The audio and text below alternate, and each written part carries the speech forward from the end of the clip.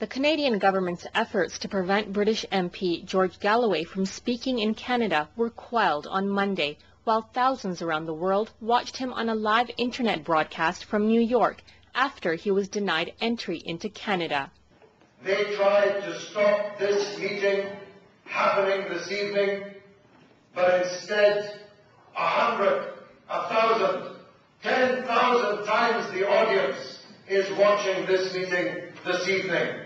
At the University of British Columbia in Vancouver, about 100 visitors came to watch the live broadcast hosted by Rabble TV. If anything, what they did is make his words stronger.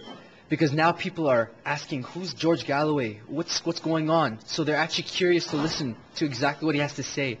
So I don't think it did anything at all. Earlier in the day, a Canadian federal court judge denied Galloway's request to enter Canada after the Canadian Border Services Agency restricted him from entering on grounds that he was providing funding to Hamas. It's a precedent that's never been set before. Members of British Parliament have always been allowed in regardless of their political views. I mean, not every member of Parliament is going to agree with any views that, or all views that the Canadian government holds. And to say that just because he disagreed with the war in Afghanistan or even the fact that he sent aid to the Palestinians in Gaza is an absurd reason to ban him from the country. It's not like we're banning members of the United Nations Relief and Works Agency or banning members of the Red Crescent who also give aid to Palestinians in Gaza. Federal MP Joyce Murray finds it difficult to establish how she feels about the issue because she wasn't privy to evidence provided by the Canadian Services Border Agency. In general, though, she believes in allowing freedom of speech.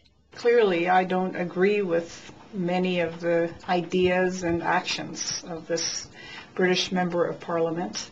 I don't have information about his activities that might have been behind the security ban. So I can't say whether it was the right thing or the wrong thing.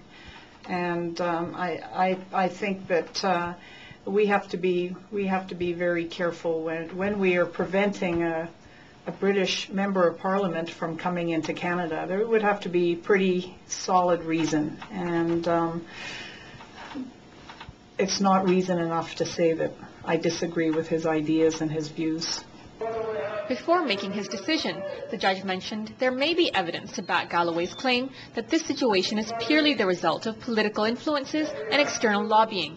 However, that evidence was not strong enough.